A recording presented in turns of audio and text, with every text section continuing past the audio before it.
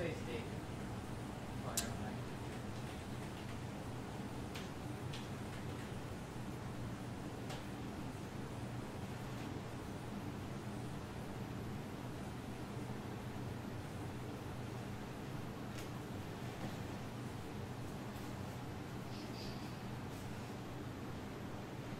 Yeah, that's good right there.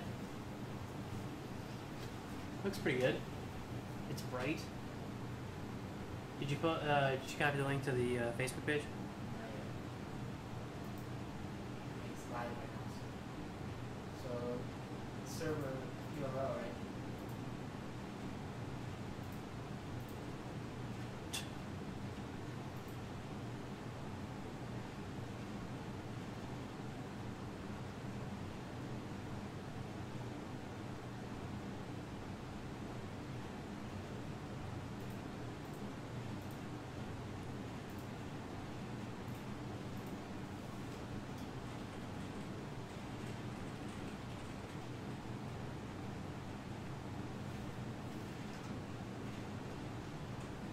Well, I'm unfollowing this cosplayer now. Hmm. She's a Canadian cosplayer, and she's talking shit about America. So, fuck you, Holly Wolf. So fuck about what you think, you Canadian bitch.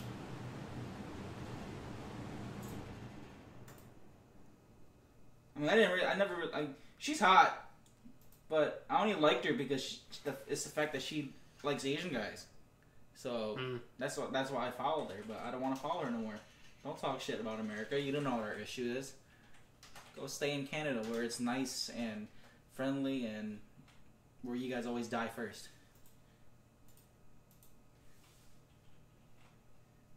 Oh. I'm just glad I didn't buy any of her stuff, so I don't regret not following her.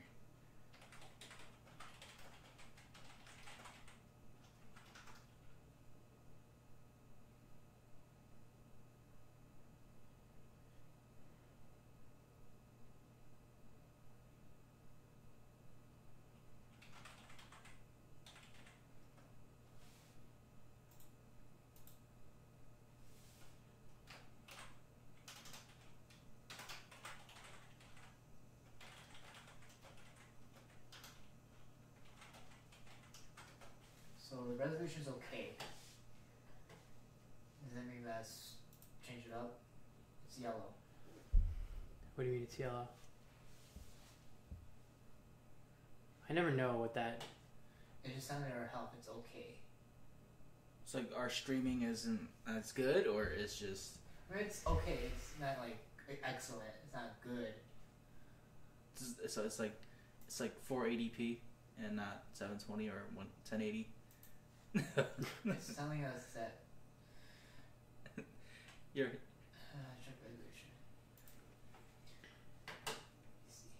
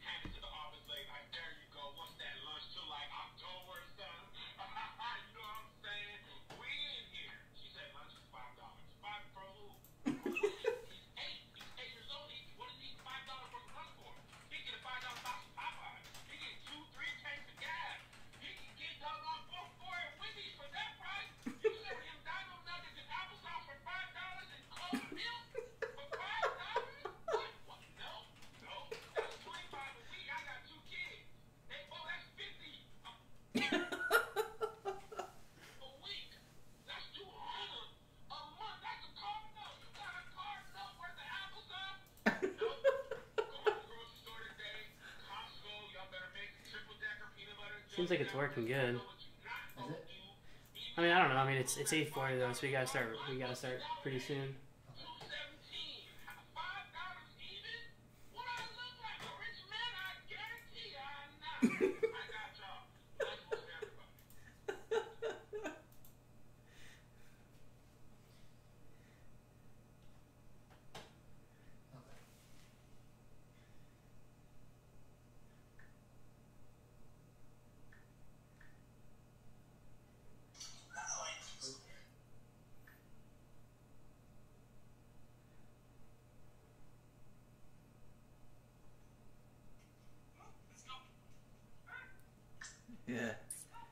my basement's scary as fuck, dude. It's like a horror movie.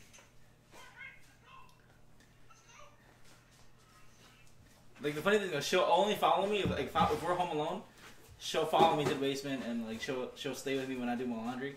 But the moment my mom's home, she just gives me the big FU. She's like, yeah, like, you're on your own. Bye, buddy.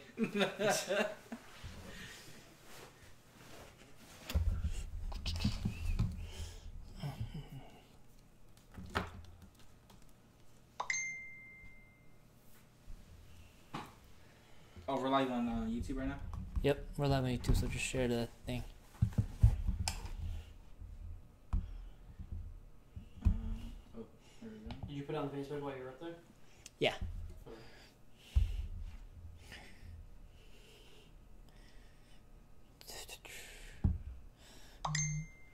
Sorry. Okay.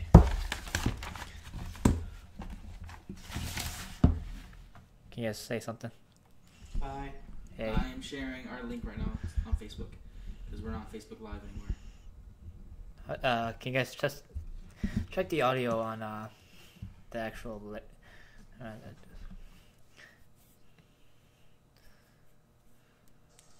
check the audio on What's the that's super actual clear? okay, cool. I just got wait, there. All right. Okay. Okay, good.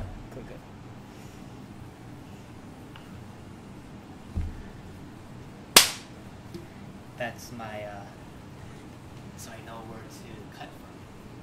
Can you say stuff? Stuff. Stuff. 1, 2, 3. Stuff. Alright, that sounds decent. Okay. Officially. Okay, so we are officially recording. I'm gonna hide your phone. I have my phone, man.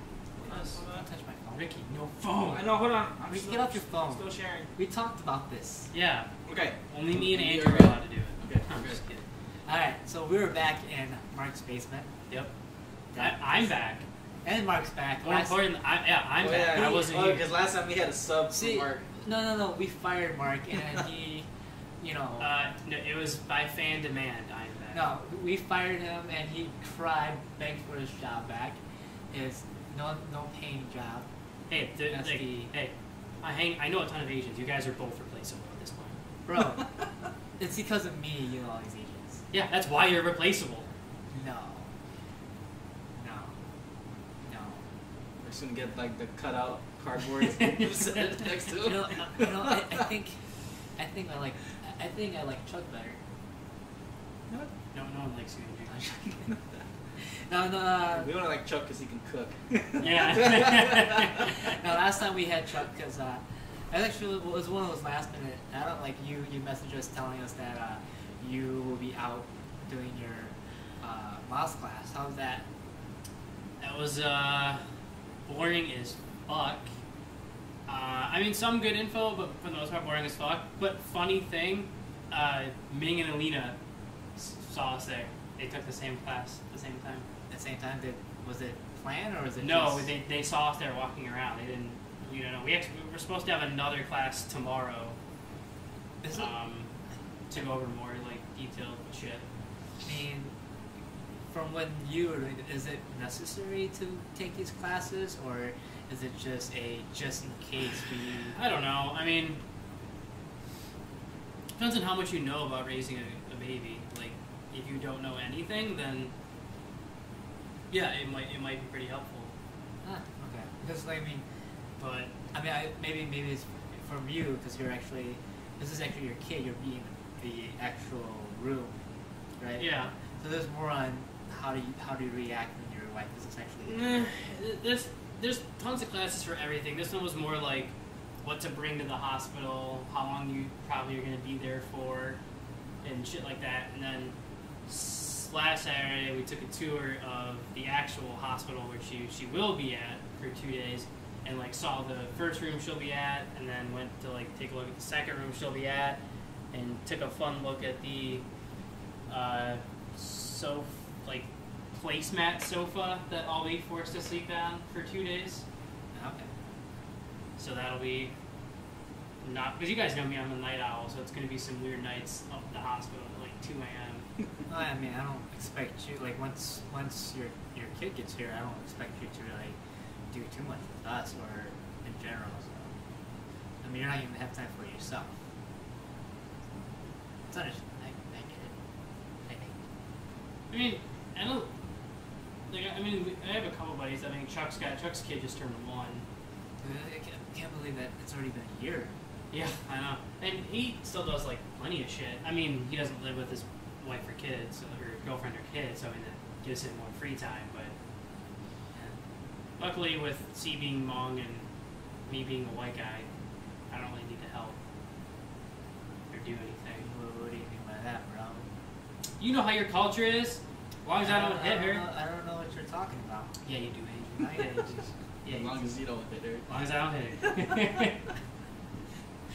No, but no, I mean, he can't even sit up for the first couple of months. So it's like the first couple of months is going to be like life is normal, except from now on when we record, there might be like every episode or so where I'm holding a baby while we podcast. So we can actually get to see the years Cameron, or you're calling him Remy, right? I'm calling him Remy. C's calling him Cameron. So, but I'm calling him Remy. We get to see the that's growth. it. That's his power name. So we can see the growth of your child. As we record, yeah. Yeah. Definitely. And plus, we can use the baby to put ourselves in fun situations with a baby. Are we gonna do like? Have you guys watched Malcolm in the Middle back in the day? Back, I mean, not in the like 10 years, but Yeah, there was an episode where Hal, Bryan Cranston's character, took the baby to some class, some father-son class, and they were like gambling with the kids. Like, well, I would imagine that I'm gonna be doing some whatever I can get away are with. we gonna be doing stuff like that? We'll be playing hot potato with your kid, and Tossing him back and forth through the webcam. hopefully he doesn't see it. Well, I mean, we are recording it live, so we have to be slightly careful. But, yeah, I'm just waiting for him to. He could come in any day now. That's why she keeps freaking test calling me. Like, she'll go out to the store and I'll be like, I'm gonna go take a nap, because I've been sleeping like shit the past couple days and work's been shit. So like, I've been extremely tired like the past couple days. I've been like drop dead tired. And she'll she'll go out to the store and then she'll test call me. And they call me back like 5 minutes later and I'll be like, she's like, why didn't you answer your phone? Like, I was in the bathroom. She's like, what if I was going into labor? Like, then you start labor. I don't know. Is that what do you want me to say? What do you want me to I do? will answer the phone as soon as possible. Is this just one of the... Sorry, I'm just making sure our stream stays on the stream. Yeah. That's cool. I mean, But that's like I said. I can only imagine what you're going through, and yeah, like so. Last time we had Chuck on the podcast. It was his first time podcasting. Everyone has the first sometime, sometime, and he He did really well for his he first did really time. well. And like me and Ricky, we think we would love to have him back eventually. Did you get a chance to listen? no, I hate us, so I refuse to listen to anything that we do. But So you're like Andrew Lincoln, never watch anything that he ever acts in. pretty much. Okay, well, he sucks. See, I mean, I guess that's where some stuff will come in handy. Like if we do, start getting green screen and shit, we can do a podcast with more than 3 people. But that's why I want to start experimenting with that Google Hangouts YouTube technology, because the guys from Wrestling Inc. do that. It's it's 4 guys. It's these 3 guys and then Matt Morgan.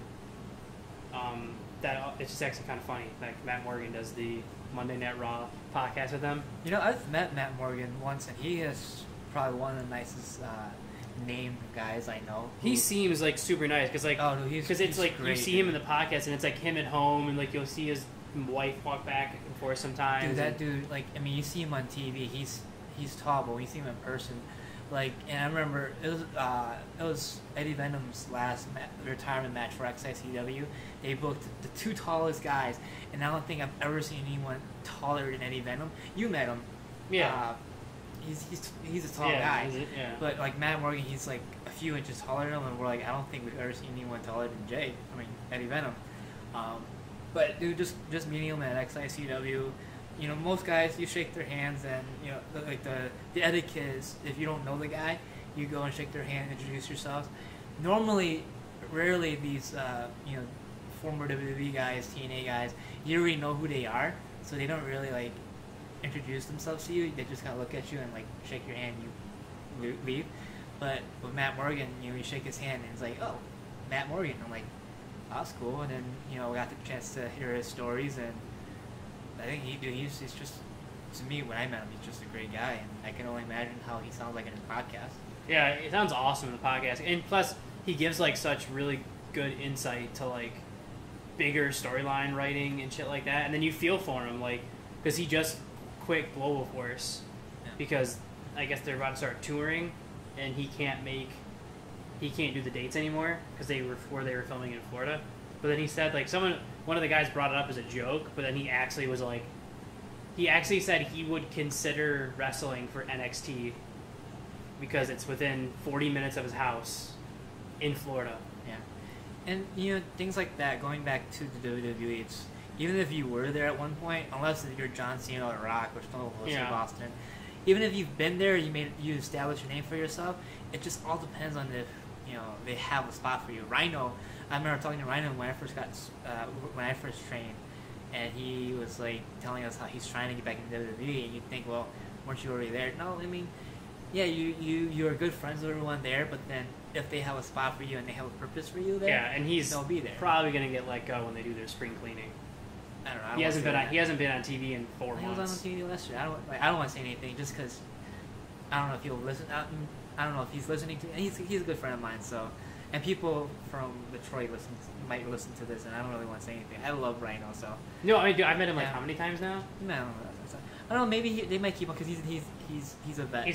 That's true. You can use him to use it for anything and train. He's like I say, he's a fun guy to be. He'd be a good guy to like go back to NXT, like if the roster's too full on SmackDown or Raw and you can't find a spot for him there, like send him to NXT and let him mentor these younger like NXT kids on like how to actually like seriously, you know who would be great learning from Rhino is the freaking Authors of Pain right now, because they are big guys that are insanely awkwardly green in the ring, and they could use. Was that tag team that was like really bad? They're really big. Yeah. And then their special was like that body slam. Yes, they do the body slam clothesline where the one guy just falls. Yeah.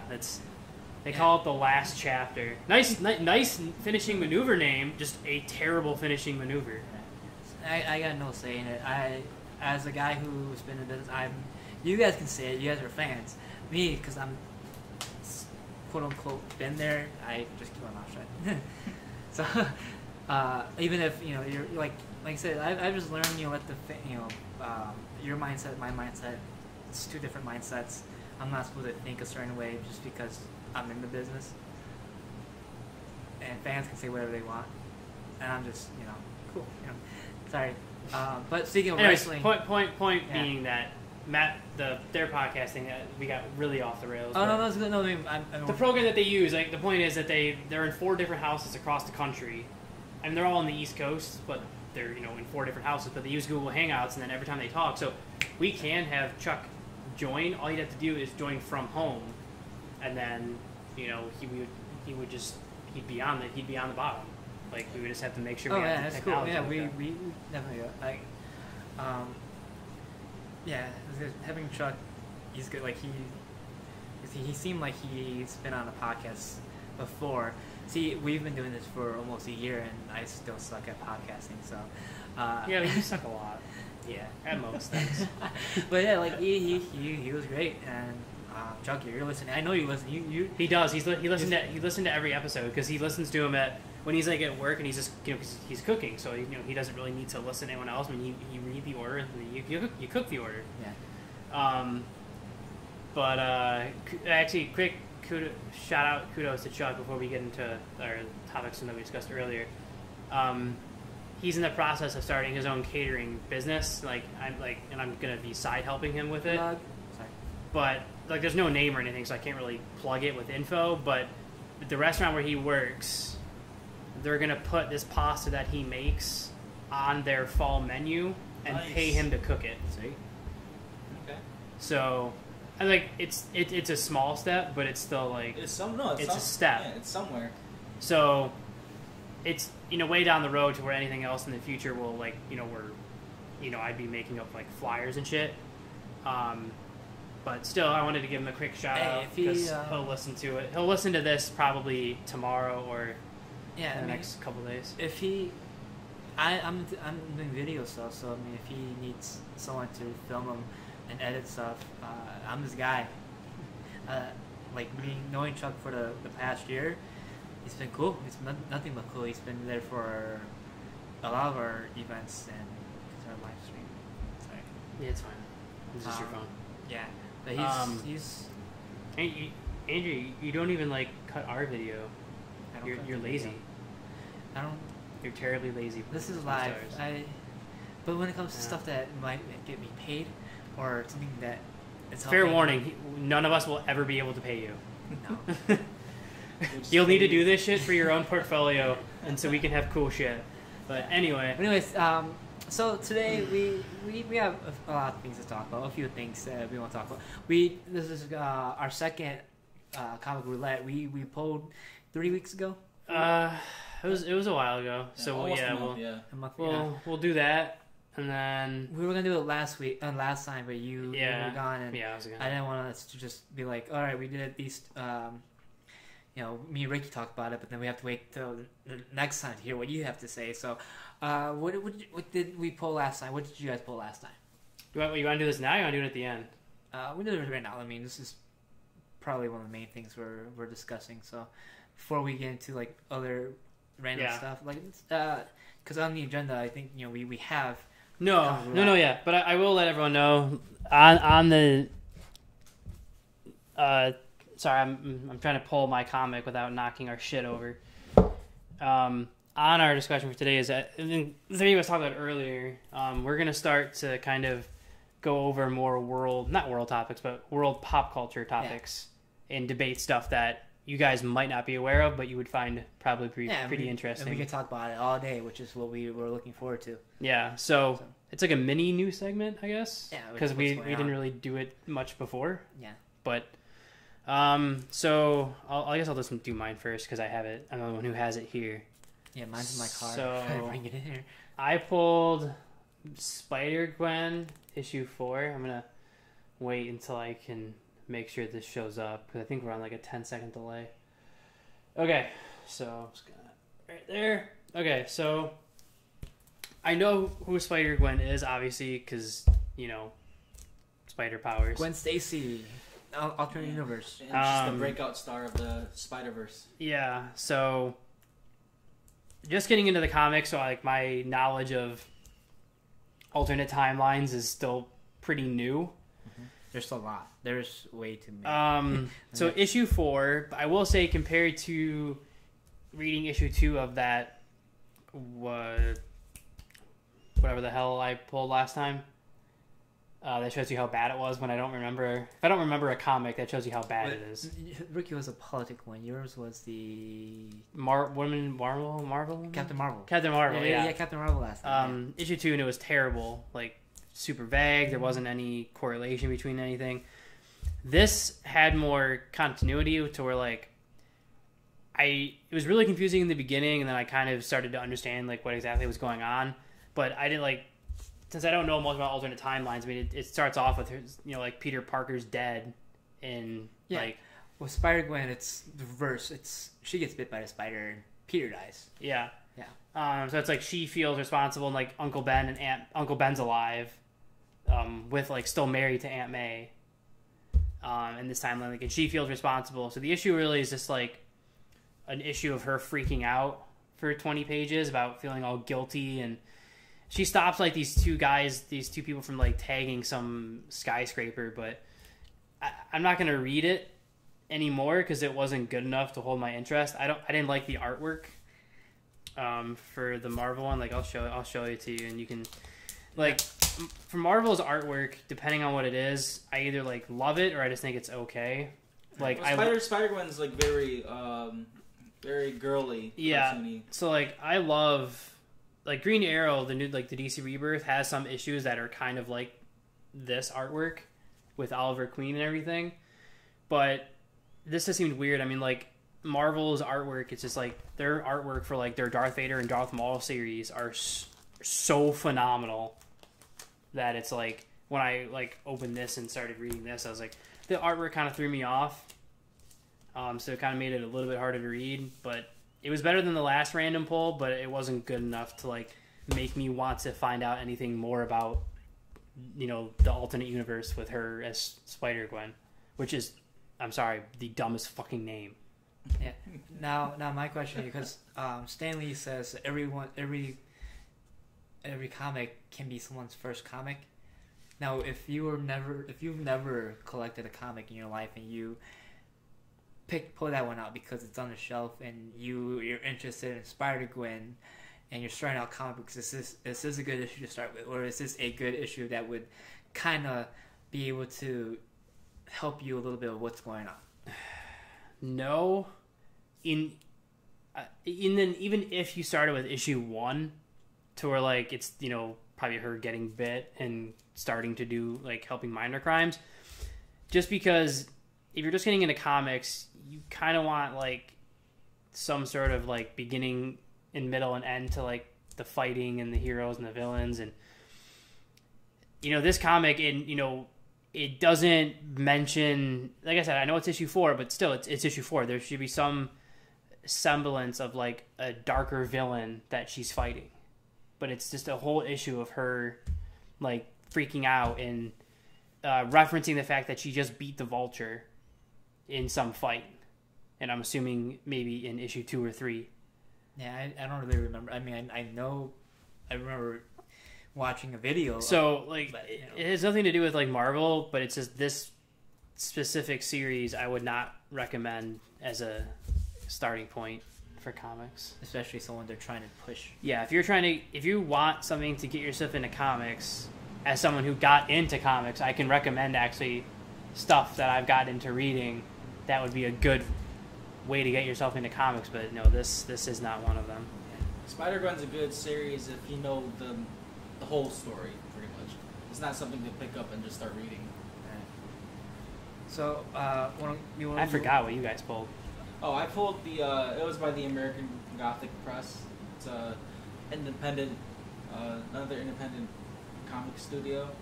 The issue I pulled was a number 2 issue, and the title is called Gunsuits. I read it this morning before I went to work because I woke up pretty early, and I was very, very disappointed when I read it.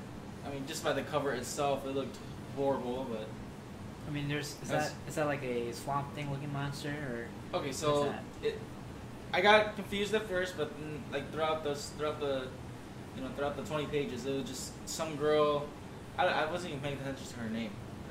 It was just some girl, and she travels through alternate timelines, which I'm like, damn, another timeline type genre. Because mine's like that too. Yeah, but then, like, she travels through timelines to stop these monsters in her mech suit, and apparently this suit, or at least this world that she's in, she runs into herself, and they're like fighting off these monsters, and apparently like these monsters they were from the beginning of time where cavemen were learning tools, and apparently these monsters taught these cavemen how to become monsters, and they just rippled through time and space, and now they're just trying to stop it. The whole concept of this series is stupid. I don't know how I pulled this one. This was by far the worst one I pulled so far out of the 2. The other one that I pulled, that superpowers one, that one's a lot better than this one. Your political one? Yeah, but this, I mean, like, I don't know.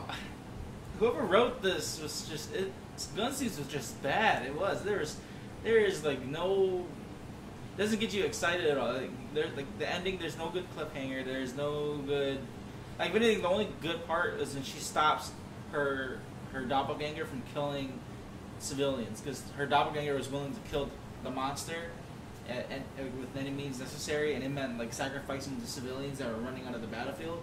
That was like the only good part. And then other than that, it was just stupid. It was just like, okay, so how are we gonna kill these monsters? Oh, we have another team here. We need more mech suits, and I was like, I don't know. I thought it was gonna be more Resident Evil, where it was more like they're just fighting to survive type thing. But it turned out to be like what's that movie? The one with the robots fighting the kaiju's. I think that's gonna be. Oh, Pacific Rim. Yeah, it's like that kind of, but then with much smaller robots. Yeah, Pacific Rim was fucking awesome. So And then Disney was dumb and was like, "Oh, it's green light the second one." Wait, we didn't make enough money? We only made some? Fuck this franchise. We're done. I didn't watch it yet. So would you say? So you would probably say it's not a good first comic. No, it's not. It's horrible. It's horrific. It's See, the name to me sounds like, Gun suits. yeah, like they fight in suits of like battle suits yeah. and like do badass shit. Like, I don't know. It didn't draw my attention. It didn't surprise me. It was very predictable. I would not recommend this. If anything, if you're a brand new comic reader, stick to the mainstream stuff. If you're a brand new comic reader, and then dive into all these alternative independent books like how we're doing, or you can just jump right in with Image Comics or Dark Horse. But then you got to find a good series though. Like Shirtless Bear Fighter. Yeah. Oh yeah, that's true. That's true. We had Chuck read that. Yeah, Shirtless Bear Fighter is Yeah, just that is. that's yeah. I mean, like, There's a good one to start you off with if you want an off-frame comic. Right, Yeah, Shirtless Bear Fighter. That one is like, it doesn't even feel like you're reading a comic book. That's the thing. Yeah. That's what makes it Actually, so you know good. what a recent comic I'd actually I would, before you get into yours really quick. I recommend as a first comic because me and you just picked it up. The new Go-Go Power Rangers. Oh yeah, that's good. It's That was really good. it is it goes Like, right after yeah. the first episode. Yeah, that was really good. Like that, comic 1 drew me in. I was like, holy fucking shit! How long do I gotta wait till issue fucking 2 comes out? A month. Yeah, a fucking month. Bullshit. Yeah, it was really good. The comic I pulled is actually based off of an old TV show, Slider. I don't know if you guys are familiar with that. No clue. I remember just when I pulled it, I was like Slider based on a TV hit. I remember watching it as a kid. I mean, I was like a kid, like maybe 3, 4, 5. And I also remember like on those YouTube channels like Looper or What Culture, they talked about shows that ended with cliffhangers and they got canceled. This was one of those shows that ended with a cliffhanger. So mine's with Slider is the very first issue of of whatever I picked up is 1 of 2. Now this issue, it's like Ricky's the show. I mean, I was young, so I didn't really know the exact concept. I thought it was cool because they kept going through these portals and others and all these other to go into all these other dimensions. So this is one of those alternative Earth type shows where he has this device that recharges and then like he'll click it and then they can go into the other Earths. I think I don't remember, like I said, I don't remember the concept of the show, but in the comic, they're pretty much trying to get back to their Earth, but they keep on getting lost in other Earths. And this one, I think this is one of those comics that you don't have to read. Like, if you didn't like it, you could ending it off at part issue 1 is fine. Yeah. I think like it could end that way if you wanted to. I mean, it continues on, but then it's one of those. Oh, okay. They escaped. They escaped the aliens that they had to face against, and then like, okay, well, they escaped the aliens. I guess you could end it there. I mean, it wasn't like a cliffhanger or anything. So, but the thing, this is funny because I guess these aliens they go into this other Earth after escaping an Earth that had giant ants that wanted to eat them. Of course. And everyone has giant ants for some reason. They even do that with Rick and Morty all the time, which we'll talk about that later on, maybe later on or another episode. But so they escape to this Earth and they get to another Earth, which everything's made of, like everything's kind of like dried up, like everything. It feels like everything's made of plywood or something, like really really weak wood. And then this spaceship comes in, and the spaceship comes in, and they're trying to teleport to a different Earth, but something's blocking the signal from letting their little thing from letting them teleport. So they get there, the ship comes in, and then they're trying to figure out how they can get service, so they pretty much find a way on. They climb a building. They find a way to zip line to on top of the ship to see if they could find a way to get in the ship to block off whatever signal blocker it is. And these aliens, these creatures, I guess they had the technology to also go through dimensions, because these aliens, they knew who the main character was, because they ran into an alternative version of this main character, and they pretty much killed the main character in every alternate universe to gain knowledge of how to use this technology. And it's kind of like, if you guys ever seen that old Jet Li movie, the one. Oh yeah, where he kills alternate universe realities like, himself. 'Cause every time he does that, the previous versions get stronger. So for some reason, every time they kill this guy, they gain more knowledge on this technology, or something. And these creatures, they came from an alternative universe where everything is in 2D, which and so now they're in this universe, and they can at will go back into a 2-dimensional figure or a 3-dimensional figure, so they could pretty much like go into like slit walls or something. This sounds weird. Yeah, it sounds weird. So this issue wasn't. Maybe that's why the show got canceled, because it wasn't really a good idea. It was too much. It yeah. was too crazy. So this one's like, okay, they managed to escape the aliens. I forget how, but then, I guess something happened at the end. But to me, this isn't. I mean, I guess if you wanted to pick up this is it's not a good comic to keep up with. Obviously, it's old. Right. But it's if you really want to get into comic books, this isn't it. It's based on if you love the TV show, okay, sure, go ahead, pick it up. Yeah, they're dollar comics. It's rare you're gonna find. Now, that being said, the $1 comic success I do have was like a year ago when I pulled that Miami Vice Ant-Man one. That was fucking hilarious. Like, I didn't get the rest of the series because, at that point I wasn't into comics, but it did spawn a future cosplay idea. Right. But dollar comics, they're not all bad. It just depends on what you pull, because sometimes there are some good comics that people don't buy, and then the retailers, they just put them at the dollar bin. yeah, I will say, for pretty much we all have the same consensus. Whatever sticker price is on our comic, I think we're all glad we didn't pay it. Yeah. Oh yeah. You know what's funny? Because mine was really old, actually, like 1996.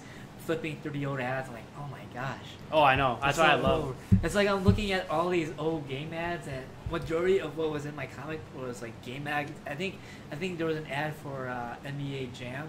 I'm like, oh, this is so. I remember playing this game on emulator. Jam. There was actually an ad, because I guess I remember you forget how old PS1 it really is. To me, it doesn't feel that it doesn't feel too old, because we have. But it is. It's old, but not like 96. That's 20 years ago. Oh, 22 years ago. No, 21 years ago. My bad. 21 years ago, I was like, man. Yeah. People born, when we were born, can now legally drink, in years. Stop doing that, by the way. I can hear it. Yeah, it's like, oh my gosh, this people who weren't even born, yeah, like you said, people who were born this year can't legally drink now. Like, man. Yeah, it makes you feel old. It does make you feel old. Super, super old. And I don't know. It's probably a topic for another day about the different generations of how old do you nerds feel? And how it's drastically changed from what we were when we were growing up. Oh yeah, from what we've seen before till now. Yeah. Oh yeah, but yeah, Slider. Maybe I should go watch it. So far all 4 or all 6 comic books that we picked up. I'm gonna give it a 1 Pop Luck podcast out of 5 for me. Yeah, I think for me, I guess because I do remember watching the show, and like I said, if you like the show and you're like a big fanatic, maybe I'll do a 1 better, like 2.5.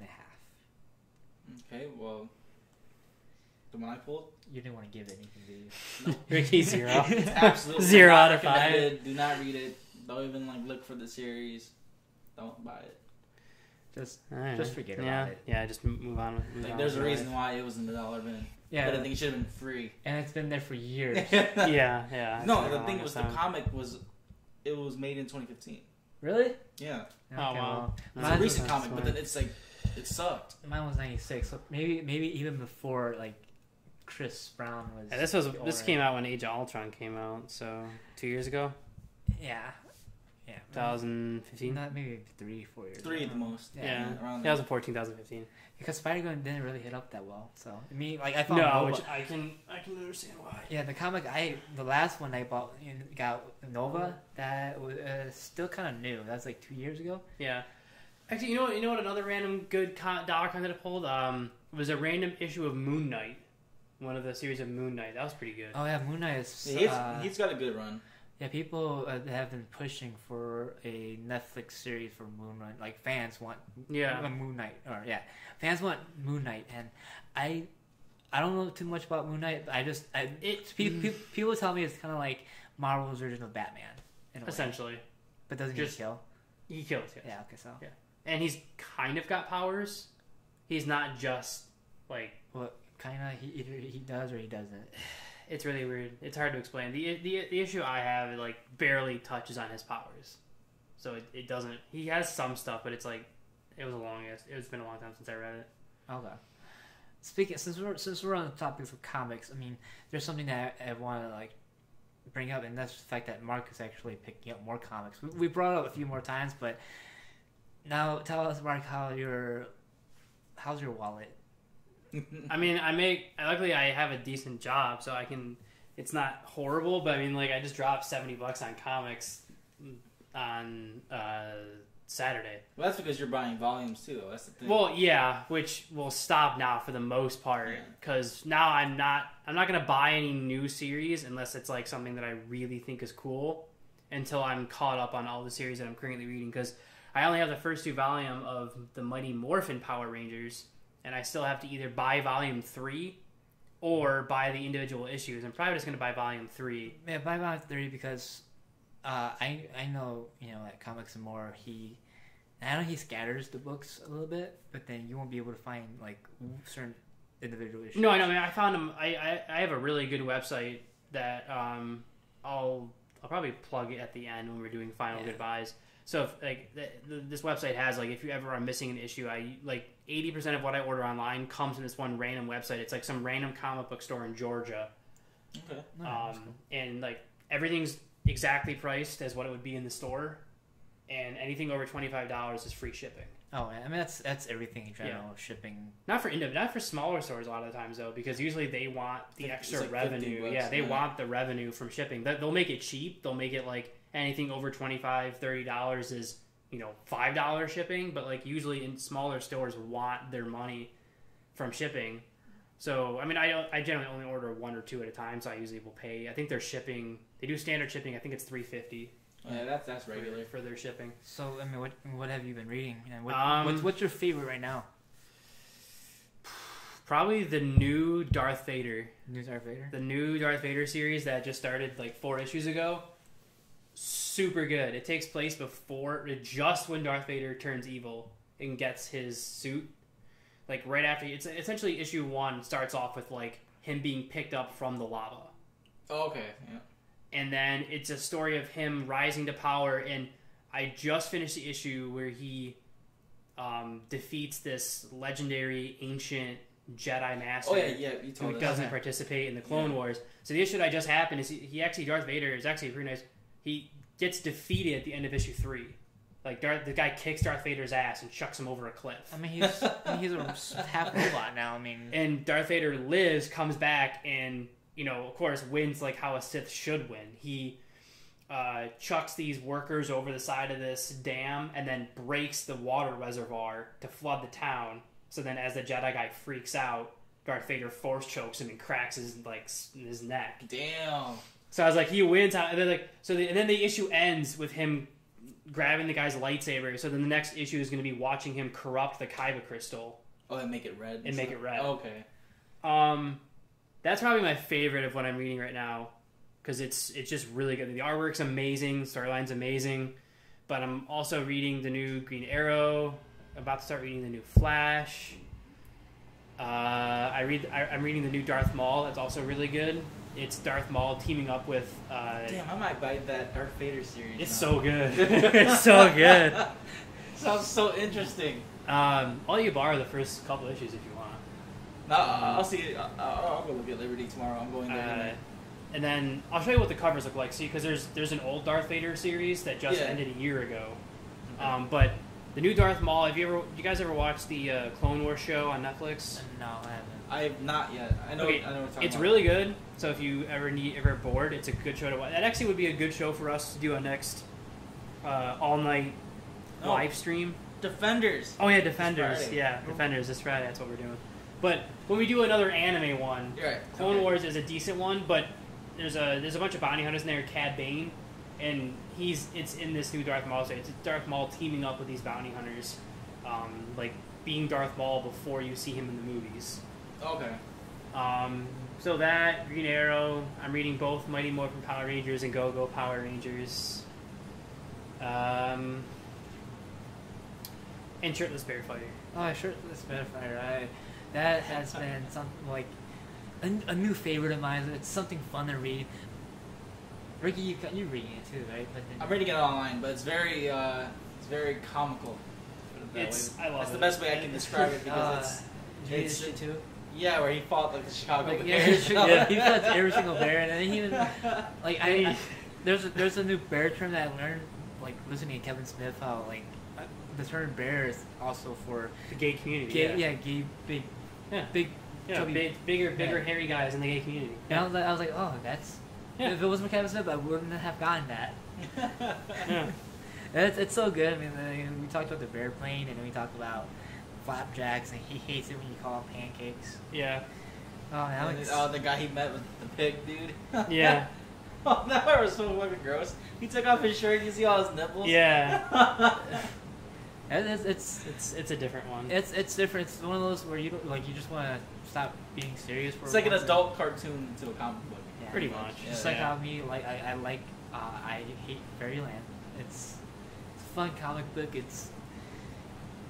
reminds me of, and when I read it, I kind of like have that Fairy Odd Parents feel to it.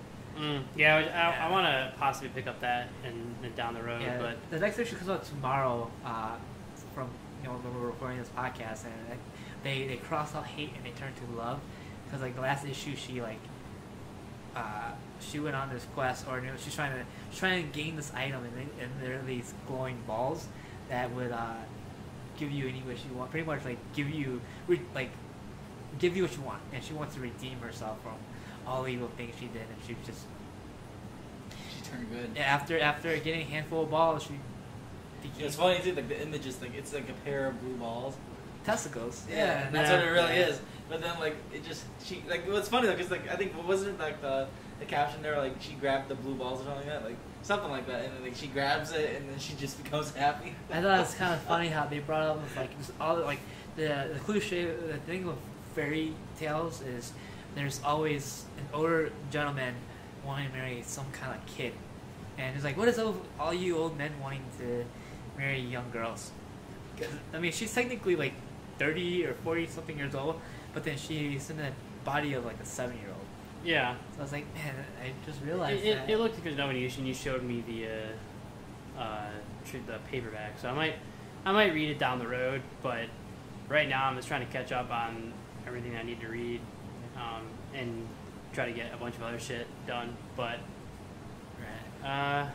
So, I mean, what's your current favorite right now, Ricky? I mean, since we talked about current favorites. Okay, well, I'd like to address that I am months behind. I have stacks of books that I'm behind on.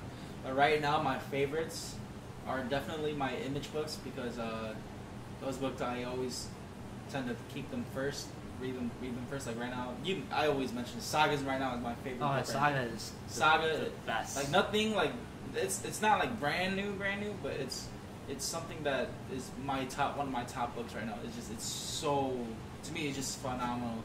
And trying to get Mark to read them. yeah. I guess I like them so much because I have so many superhero themed comics. So like when I read it, it's not in that genre. It's a whole different thing. So to me it just really stands out. But DC wise, right now my favorite DC comics that I'm reading right now is definitely the Teen Titans and Titans series that's running right now. Only because like their stories are very it's not so bland right now. Like there's and maybe because there's so many characters in their stories. It's not like just one main character like how Batman or Superman is. Like it's based on the team. So I kind of like those kind of superhero books where there's more than just one main character. Yeah, but right now Saga is my favorite. I know that the new Batman Metal comes out tomorrow, so that's something I'm looking forward to get. I still have to read the castings ones. I haven't read that one yet. Oh, they're good. I like them. Yeah, I still have to read the last one, and then I can read Batman Metal. I'm always, if you follow us on Facebook, I'm always like sharing. At least I follow the previews Facebook page where if you read their catalogs, they give you 3 months in advance of the next issues and toys or whatnot that's coming out, and that way you can kind of look and pre-order them at your retailer, at your local comic book store, and have them order it for you. But that's how I get a lot of these new books that I kind of want to read at first, and then depending on how they are, then I just either read them online or actually buy it. And so that's what I'm doing right now to save money, because before I was actually just buying everything, and now I'm just like, oh shit, I'm spending way too much. So I gotta really cut them down. Yeah. See, right now I'm just buying it just so I can catch up. I would save a lot more money, but because I'm such an art freak, so I love alternate covers too. Yeah, which is why I asked you. Depends on the alternate. Yeah. Depends on the alternate cover. Where I look at alternate covers in some, but like I'm always on the lookout for new series. But like I kind of want to do something new. That's why That's why I picked up that X-Men '92 issue 1, and I picked up that Transformers Combiner Wars. Like, and it worked. It worked 50-50. I decided that the X-Men '92, because it's a half serious, half funny series, I'm gonna buy the rest of the issues because I really liked issue 1. But then the Transformers Combiner Wars wasn't terrible, but it wasn't good enough to make me want to buy the other 3 parts. A lot of IDW comics, they're more concentrated on all the older cartoons, like they do like He-Man and which depending on and so I'm still looking for a good Transformers comic, but I mean that's the only reason why I started. I heard Cybertron was good. Cybertron? I think it's Cybertron. There Lash from Tomorrow Comic Con. There's the Asian artist guy. Yeah. I heard his stuff is good. Yeah. So one thing I want to talk about, because I don't want us to always just be focused on like superhero movies, Star Wars movies. We 3 of us, since we all saw Annabelle. Yep. We did all see Annabelle. I gave it a day to think about like what I thought about the movie, because when you watch something fresh, it's kind of like, you're kind of in the moment. After watching it and giving it a day, I really don't like it. I don't. I don't know. I thought maybe because I didn't watch the other one. I didn't watch Conjuring, or the first Annabelle movie. I didn't like it. Thinking of it, maybe because I haven't seen the first one. It made no sense to me. But before I explain why I didn't like it, I don't know. For me, I liked parts of it. Like I thought early on in the movie, it did a good job of, doing what a horror movie does and giving you jump scares and shit like that. But for me, the movie turned, like, where it became kind of suspenseful, where I was into the movie, to like boring and holy fuck, I'm noticing how long this movie is. Was when the girl got possessed and her friend came. No. The first girl that gets possessed, when she's in the girl's room and sees the little girl, and she's like, "Can you help me?" And she's like, "Well, what do you need?" And she's like, turns around, she's like, "Your soul." Oh, and then like, turns black and yeah. As soon as that happened, I was like, No, you ruined it. You had me, and you ruined it. Yeah, because that was just. I viewed it the same way that movie, Mommy, that came out like Mama or whatever. It came out like a year and a half ago. Yeah, same thing. Movie was insanely scary for the first like hour and 20 minutes. Like, holy shit, good. Yeah, there was a lot of scenes. And then they showed the monster, and it was like. Not scary anymore. Nope, I don't buy it, because if this was happening to me in real life, and like all this shit is happening to me, like lights are breaking and music starting, and I'm hearing really creepy music, and then I see that thing coming at me, I'd be like, "You? You're what's doing this? Well, fuck you." Yeah, like, well, before I get into my movie, what about you, Ricky? Oh, well, I've seen both Conjuring and the first Annabelle, and like Mark, the Annabelle creation, they started off very strong. It gave you like, oh, okay, so this is why, the doll is like this, or this is why, also it's actually you see the real Annabelle girl and whatnot. Like the jump scares were good.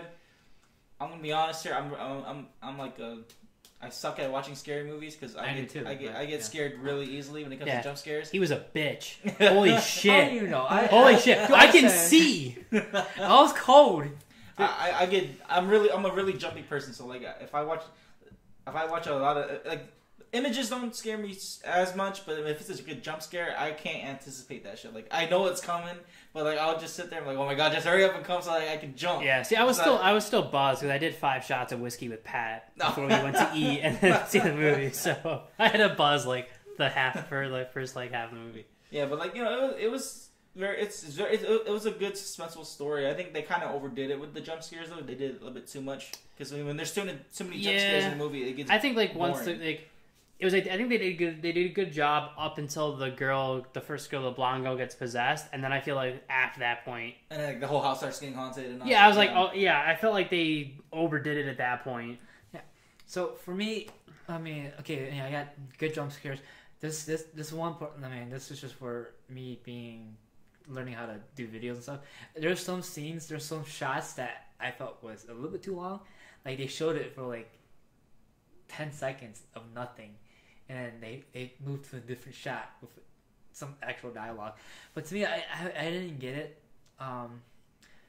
First off, like, okay, if the doll was locked in this room, like it's sealed off, how was it able to still kind of like, tell that girl that opened this door? Like supposedly nothing's happened in this house for years, right? Well, I think even at the end, I think the premise is every 12 years something happens. Which makes even less sense because the girl wasn't even 12 when she died. I guess, but then I think that's where everything starts out at. But then another thing that gets me, okay, this is a prequel, right, to the first Annabelle movie. Uh-huh. So my thing was, maybe I didn't watch the first Annabelle movie, so I don't know what the fuck I'm saying, but I'm just saying, like, all right, this is a prequel. You see the girl gets possessed by Annabelle, the girl Annabelle, not the doll. Well, I mean, yeah, the spirit. So, the spirit or the demon, and then later, like the ending happened, and they close the door, and then the monster escapes, and then 12 years later, Annabelle grows up. But then like before she grows up, you see the police officer take the doll away and say, "Oh, it's no longer possessed. It was just the priest. The priest. Yeah. It's no longer possessed. It's whoever took over it is now somewhere else." And so the doll is no longer in the picture, and then you see it cut to a scene of where the girl that Annabelle possessed went, and she gets the Easter egg with the whole, because the sort of Annabelle is actually a Raggedy Ann doll. That's what the movie was based on, of Annabelle, that doll. And then 12 years later, she's an adult, and then she kills whoever adopted her. But then my thing is like, this is a prequel, so does that doll come back? The original doll come back to take over the first movie, or no? Okay, that's why you're confused. Okay, the first Annabelle movie, it's the couple that woke up to hearing the sounds of the killings. They have the doll because the husband went out to the store and bought the doll for the wife because she collects dolls. But then it's just all it's just all coincidence. Like, it turns out the people who adopted Annabelle lived next door to them, and then she was already possessed, and so she came to them, and that's why and if you watch the first Annabelle movie, she's like, I like your dolls, and she saw her doll, the Annabelle doll. Okay, so maybe that's why. Yeah, so she doesn't read. So she essentially, it just possesses the girl, back, murders her family, and then goes back into her doll. Yeah, it that's just full circles. Idea. Yeah, okay, that's the idea of it.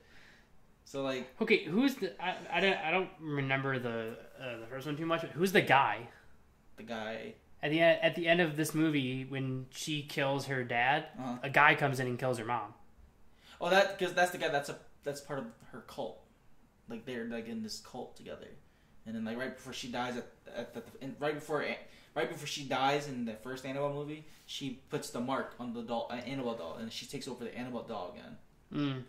Okay, yeah. I mean, okay, maybe if I watched it, I would have gotten that, but it's still kind of weird to me. It's just, all right, they locked the doll they hid the doll away, but then it was still able to do its haunting stuff. I think if anything, it wasn't like it was sealed away where the doll couldn't like come out and move and stuff.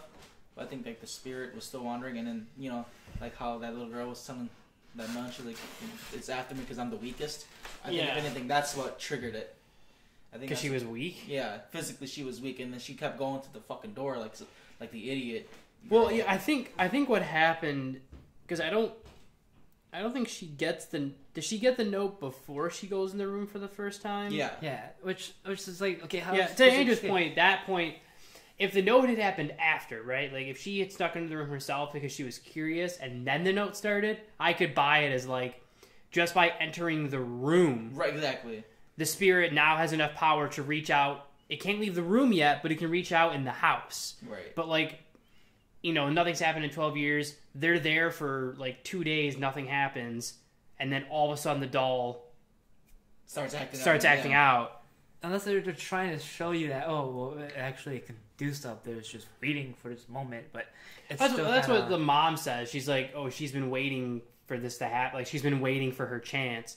I'm like, okay, yeah, but like, if I'm a demonic doll and my goal is to just like kill a freaking shit ton of people, I'm not gonna fucking sit there in a closet for 12 years acting like the word of God is keeping me contained when I could break out at any time by like possessing anyone, because after 5 or 6 years, even the mom and dad are gonna get complacent, and this thing could have just snuck into her room and possessed her at night, killed the dad, and gotten out into the world. Right, and especially like she locked the door again, right?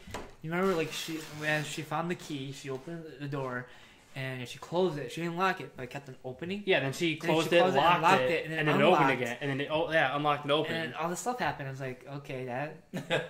I'm like, all right, so. You know what's funny, though? When that was happening, the people in the audience I was sitting with, it made the movie so much funnier because, like they were just, commenting, like, bitch, you better fucking run. Like, the door kept opening. Oh, man, it was just... People kept saying shit in our movie, but not to the point where like people were making it like saying shit to make it funny. People in our theater were just annoying. Like the people behind us kept whisper talking the entire time. Oh my god! To the point where I kept having to say like shh, shh, like really loud. And then like the girl next to Andrew, I could tell Andrew was getting annoyed. Because like I said, I could see Andrew cowering in fear under his shirt. Like, I was cold for every jump scare. But the girl next to him kept pulling out her phone.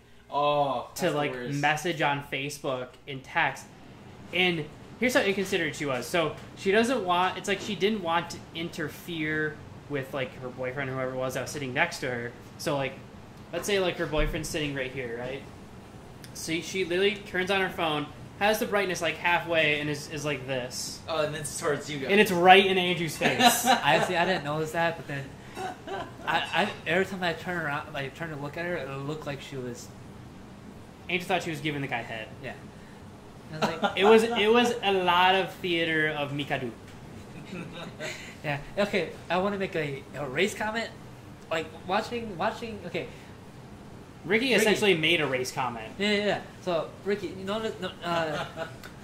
black people and Asian people, when they see shit like that happen, what do? They run, right? Well, look, the stereotype is white people tend to go and look go towards the fear and the danger, while the minorities, we tend to say fuck it and run and not even be there in the first place. So like that's what made it all the funnier, because in the theater that we were in was basically all minorities, and we were just like, yeah, that wouldn't be us if we were in this movie. Like, we would have been out. Like it was essentially that funny because there was like a small group of white people that was sitting behind us. They're like, And like they can hear everyone commenting, and like there's these girls, they're just like, man, this little white girl's so dumb. And then the guy behind us, he was like, no, she's a freaking genius, lady. Like, I was like cracking up so hard because you could just hear them muttering comments to each other. It just makes the, or at least when I was watching it, I was just cracking up. It made the movie that much less scary. Like a few random people made comments that were kind of funny. Like one of the jump scares, I can't remember which part, but like. It was like some black person in the middle. So you just hear like it's a quiet house, and you hear a "God damn bitch, run!" Yeah, it's. And then like the part where she can't get the seatbelt, like she's trying to go down, but she just keeps clicking it because she hasn't put the seatbelt on. Literally, like 4 people are like, "Bitch, she told you, fucking seatbelt! How dense are you?" Yeah, I don't know. Honestly, like there's a lot of. I mean, you gotta make fun of movies like that because the stereotypes. They tend to be true when it comes to stuff like that. Because like it's always like that. I mean, do we like to make fun of it? No, but then it's something to joke about. You know, it's like how the black person died, but they're the one that runs away first. Yeah, I don't know how they died. It's because the spirit's like, well, fuck it. I'm not gonna go kill the white guy that's trying to fight me. I'm gonna go fucking kill the person running away that requires work, then come back and bitch kill the guy trying to fight me.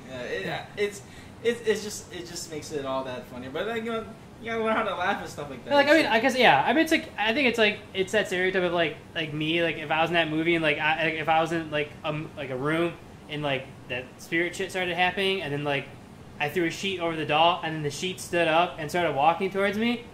Like, you would hit the doll. I was like, oh fucking bring it!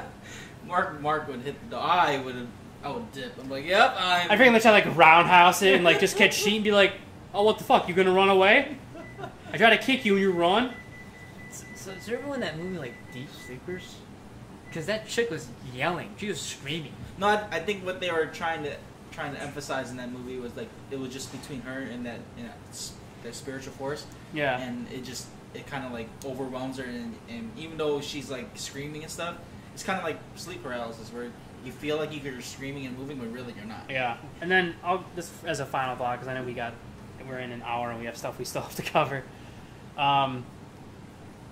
I just didn't get it how the thing was only coming out at night, and then for some reason she's out in the sun. Oh no, that part scared the shit out of me. Like, and her wheelchair started moving. Yeah, and it possesses the form of the nun, and God, shoves her into the barn, and where she finally gets fully taken over. That shit was scary as hell. Yeah, even if you watched was it The Visit, they did that scene like that where the old lady was crawling. That stuff freaks me out. When you see anything crawling. Oh, like that, you know The Visit where they visit the grandparents and they're not their grandparents? Yeah. That movie, that twist was so good. Oh, yeah, it was good. Like, stuff like that. Like, you just see because something crawling. Is just, yeah, because like but seriously, that twist though. Because we knew it was an MHL, so we were like, all right, where's the twist? Right. We were like, oh, is it a dream?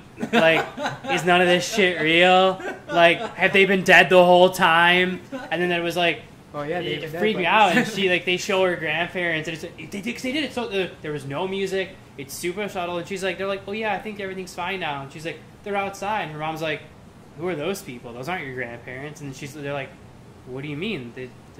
We've been here the whole time. And she's like, oh fuck! That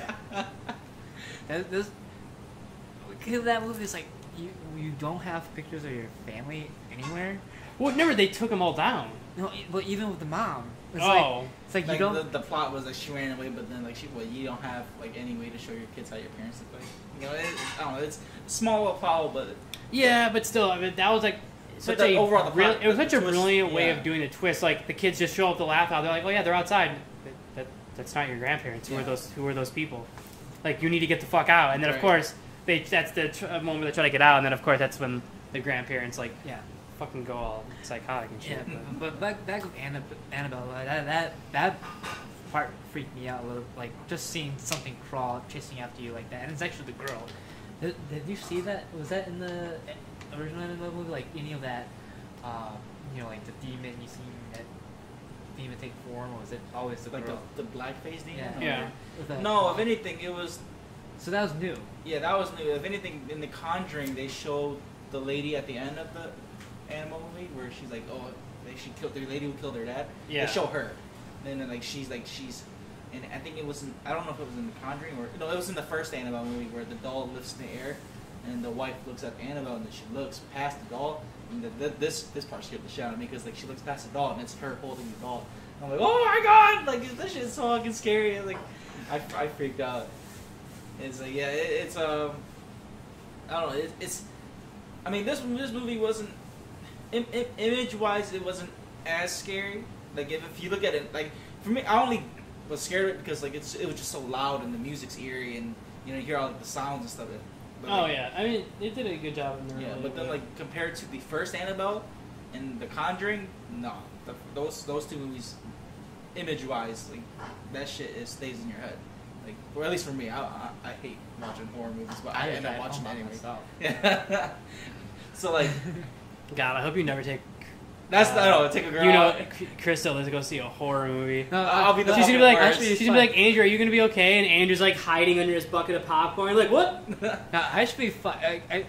From what my girl tells me, is she never watched horror because she's really scared of that stuff. So I'm like, okay, well maybe. She loves watching horror movies, then freaks out. Half the movie, she didn't cower as much as you did. So I don't know if that makes. I didn't cower. I just cold. I was cold. She just kept doing this, and I was like, "What are you doing?" She's like, "If I scream, I don't want anyone to hear." I was cold. Honestly, because I'm very sensitive to cold, so it's. It was freezing in that movie theater. That's why I had shorts and a t-shirt on. And I was fine. cold. Yeah, but like, you know, this Annabelle, rating wise, I give it like 6 out of 10. It wasn't like amazing. It was just I only liked it for the ending because the movie itself, the story wise. I will give it a 7 up until the girl tries to possess her, and then I'm gonna give it a 4 after that. Yeah, like I said, like most like the you know the beginning and the middle of the movie, like the first second act are always the jumpy parts, and then once the action starts happening, you're like, all right, well, I'm done. Yeah. It's I don't know. Overall, I mean, if you like horror movies, Yeah. wait till it, goes to like a matinee show or something like that, or illegally download it because let's not pretend that we're gonna not advocate to do that. Just make sure you have they stream. Just make sure you have your VPN setting on, so your your cable service provider doesn't know what you're doing. Right. So other news. Yeah, that's Annabelle. Yep, that was about it. Go ahead, Mark. I know you had a few things you wanted to say. Yeah. Well, we mentioned it earlier. This will probably be more at the beginning of the podcast, like from now on. But we wanted to kind of just talk on a couple quick, random things that happened in the world of nerdy shit that we thought were interesting. One that I just found out about, which I just shared with you guys. Park in Ontario Canada is almost done building a three level real life Mario Kart track. Sweet. Of go-karts. They have in Japan, obviously Japan. Well, yeah, Japan. Yeah. Japan has everything. Japan has working Gundams, underwear and vending machines, and a cafe dedicated to Yu Yu Hakusho. So I mean, well, like the thing is, like, because my friend, she was in Japan this year, and they were obviously cosplaying, and you could rent. I guess you could rent go karts, like Mario go karts, and actually drive them on the streets. Because Japan roads, They're very wide. it's Japan. Yeah, it's Japan. Like, Well, I don't know. Is the road very wide, or are they all just small people? Both. yeah, my friend, she is. I mean, if everyone's Tokyo drifting, you're usually fine in a go kart. Right. You just have to go in between the Fast and Furious cars. Yeah, Japan, man. What the heck, man? I really want to go to Japan. I do too. The Olympics are there. I keep telling C that's where I want to go for our honeymoon, and she's like, you gotta look at nerdy shit. I'm like, hey, there's other shit there too. Is there romantic stuff there? Dude, like cherry blossoms. Oh wait, there is a lot. The parks are really nice. Yeah. Their hotels. There's supposed to be like some of the most beautiful parks and hotels in the world. I just remember watching because we were on the horror topic, like watching The Grudge, like the second one.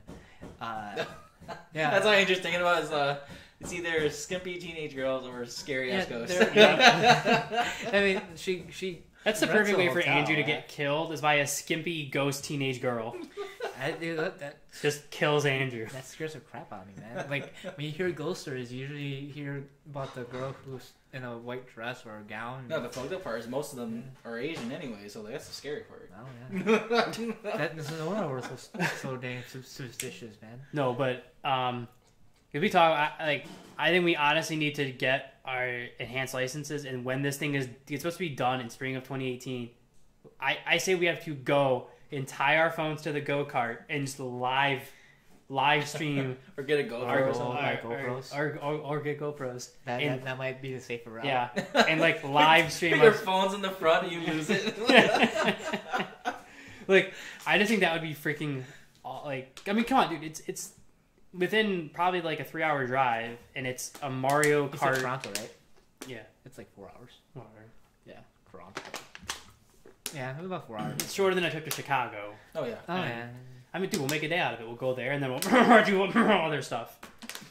I don't know what other stuff you're talking about. I kind of want to continue going to Canada. Yeah. You get caught, you won't be able to go back for a But no, long time. I guess I just wanted to mention that for anyone who either is in Michigan or perhaps is such a fan of theme parks or planning a trip to Canada. Spring of 2018, Toronto, Canada, 3-lap Mario Kart course. Or whatever.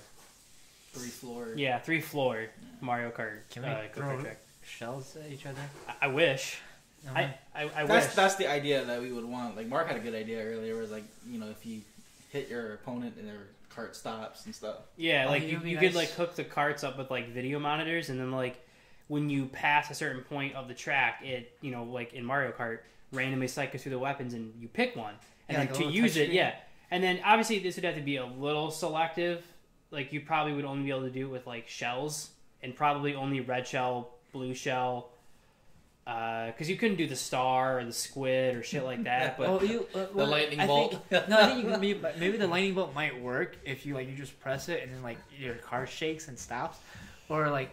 But like, what would be cool is like for the cannon, like if you get the cannon, let's say you're in 7th out of 10, everyone first through 6 have to stop, like for 5 seconds, like their cart stops, and only your cart, like, and then the only cart 7 through 10 could go, because the cannon only passes anyone who's ahead of you.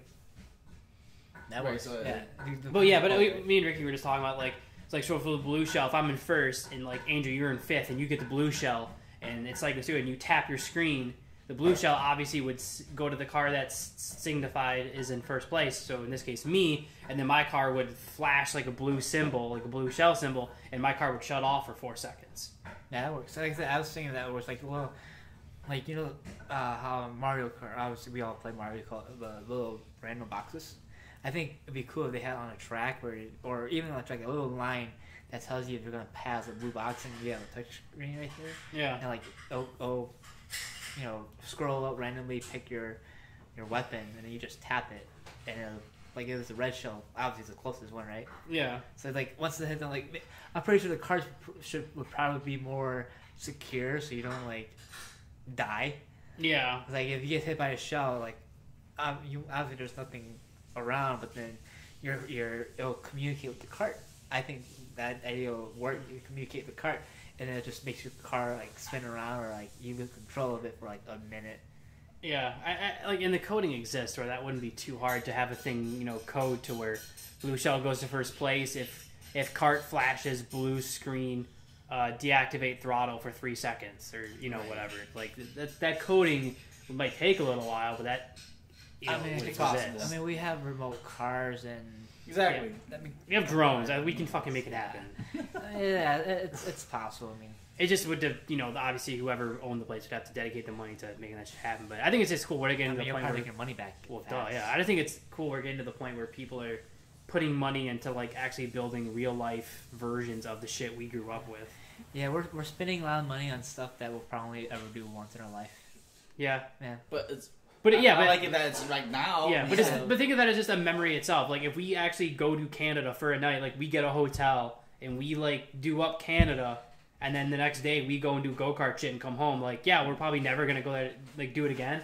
But that's like, we can go. Like, we'll probably be the only people that have ever, out of the friends we know, that Brags. Actually Brag do it. about, yeah. We did it. I don't do a lot of things, man. You hear so in Chicago? I was watching obviously because Facebook has all these videos of interesting places in the world.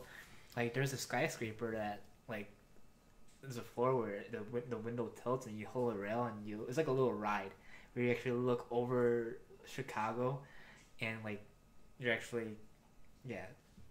it tilts. It's like perception. Yeah. It makes you think you're floating in the air. Yeah, but there's actually like glass in front of you.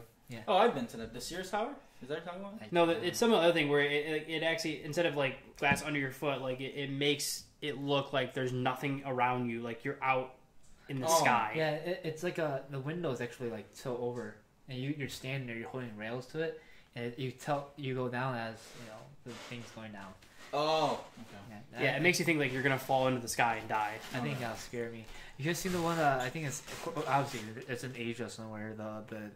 The glass bridge. Yeah. Yeah. I think I would die. I after being on like rides and stuff, I kind of realized that heights aren't my thing. I don't mind anything. I don't mind shit. Either. I want an adrenaline rush. Yeah. I don't know. That's why I like. I'm a thrill junkie. That's why I seriously I need to go skydiving so bad. I have to go skydiving. You and Terry are. Yeah, but then Terry I think. Well, it's like I think it's because the skydiving place are always canceled. Yeah, well then he found a new place he wanted to do for his birthday, and then he never like followed through on it. I'm like, well, it's not my birthday. I'm not really gonna. Right, you're not gonna go. But now that it's way past his birthday, like there's probably only like a month left where you could realistically do skydiving, and there's Groupons for it all the time. Yeah, I think I would like. I don't know. I think I'll have my eyes closed the entire time. No, I'm gonna jump out. I'm gonna like grab the parachute from the instructor and be like, "Fuck you, bonsai bitch!" Because the instructor has to be with you. Yeah, you're hooked onto the instructor your first time, but like I would just like bonsai it, like Spartan kick him into the plane, grab the parachute, and jump. I think it's like you gotta do like 10 jumps and then you can go on your own, something like that. Because I got some friends who went and they went skydiving, and I forgot if this is true or not, but they were like you have to be like a certain weight limit to definitely jump. So I think if before I even go skydiving, I gotta fucking drop weight. I don't know. I'm sure my weight's probably okay, but like I'm not in the weight that I want to be anyways. I gotta drop like a bunch of weight. Well, because like my gym's doing a 5K this Sunday, and I'm like, oh my god, fuck! If I had been working out the past 3 months, yeah, sure. But there's no way. And then we did that boxing seminar, and I went to that. We're having a Muay Thai seminar, which actually anyone could go to. You could actually go. But it's September 9th. That's the day of Monroe Comic Con. Oh. No. It's, yes? World's in September. So. Yeah. But then I think that's 2 days after my son is supposed to be born. Now, if he's born early, then I could possibly go to the Muay Thai seminar. But if it's like September 7th and he hasn't popped yet, I can't really go for a 5-hour seminar where I'm going to be nowhere near my phone. Yeah. But anyway, I just had one more topic, which maybe we might have to save for... what is it right now? Hour and 15. Yeah, we would go 15 more minutes, I guess. All right. I think it's like hour and a half. Yeah. I read this article like a week ago, and I obviously we've talked about this before. I briefly catch, we all catch on what we talk about to an extent, because I want to give Andrew and Ricky, like we all want to give each other time to think about shit while we're podcasting. But so the guy, I barely mentioned this article, but I only left him with a question. But I read this article about 2 weeks ago. There was this game being developed by the creator of Final Fantasy Tactics. Can't remember the game title, what it was supposed to be, but it did a Kickstarter campaign, raised almost $200,000, and then for like 6-7 years they just jerked around the Kickstarters and the people that were following it by like releasing teaser updates and like maybe a screenshot, and then they did release a screenshot at one point. It was like 5 years in. It was like some of the worst graphics ever. Like everything was horrible, like choppy and blocky, and the company ended up abandoning. It wasn't Square Enix, it was something else, but they ended up abandoning the project altogether and selling the game rights to a really small third-party developer who is essentially restarting the game from the ground up. So all these people that gave money to kickstart this game are out. So it's $200,000 over 6 years gone. Like there's no game. Even if this new company makes the game, it's going to be 4 or 5 years before it comes out, because a small team on that intricate of a game is going to take years to do that kind of coding. Wait, so how much money was it again? Almost $200,000. $200,000. That doesn't take a few mil. You have to do something. No, but like they raised that much Yeah, money. Yeah, that was just a Actually, Kickstarter Yeah. to like get the project funded enough to like be able to make it. Yeah. See, that was me, and I donated money. I'll be real So our pissed. question was like, should companies that do Kickstarters for a game be held financially responsible if the game does not reach development? I've never donated to anything like Yeah, I Kickstarter or GoFundMe, so like, isn't there some sort of contract too though? Like, No, because like not really. Like I when I donated money to Mr. Science Theater 3000, the only thing that it was is there was donation tiers. Like depending on how much you donated, you could get something. Yeah. oh, kind of like Patreon. Yeah, like you'll the get top something back. donation amount for Mr. Science Theater 3000, like I think if you donated, like, because their goal was $2 million, and they ended up raising like 2.6. Holy shit. Well, because they had like celebrities that donated and shit. Oh, okay. But like, I think the top tier was like $50,000, and if you donated $50,000, you would get a guest spot on this show and have a line. I think for me, like I said, I would be pissed, but it's technically a donation. You don't really get donation back. You're kind of like Sick. it's kind of like a gift. You're not, if you give someone a Yeah, it's gift, a gift. you can't ask for that back. It's I think if crap it's like that you I can't- think if it's like if you sign Like up in the with- scenario of like, but like you're promised something in return. Like it's different if like it's like for like a charity thing, like if Right. you're donating money to charity, or like okay, this is really random, but a guy like years ago, as these two Swedish guys as a joke tried kickstarting to build Minas Tirith from Lord of the Rings for real. They actually sat down and did the math on how much it would cost, and I think they needed to raise $4.8 billion. Holy shit. And like it was really hilarious. Like the top tier amount was if you donated $1 million, you would be called a lord in the town. You'd get a permanent residence there, and anyone in the town would have to worship you as a lord. But it was like, so they only ended up raising like, everyone knew it was a joke because they put it in there. We know we're not going to hit our funds, so whatever does get donated is going to get donated to like an AIDS research charity. So they ended up raising like $75,000, and they gave it all to charity. But they made it known, like, look, this is probably not going to get funded, so if it doesn't, we're going to donate it all to charity. Yeah. But in this case, it was somebody saying, like, look, we're going to make this game, but we need your money to do it. And then for 6 years, they do nothing. Yeah, I mean, I guess it depends on what it is. Yeah, Because if- Kickstarters can refund. Like Yeah. if a game doesn't get developed, it's game developers. They've done it in the past. They will give the money back. Okay, to well the, that's to the the, case. to the then- people who. Yeah, then they should have given them money. It's not like when you give it, like you had like you have to do it of your own free will, obviously. But Right. like there has been games where they didn't get developed, and the people either said, "Look, do you want us to either donate it to charity, or do you want your money back?" And some people can choose to keep the money, but some people choose to just give the money back to everyone who gave them money. But in this case, they just did nothing. They didn't say anything.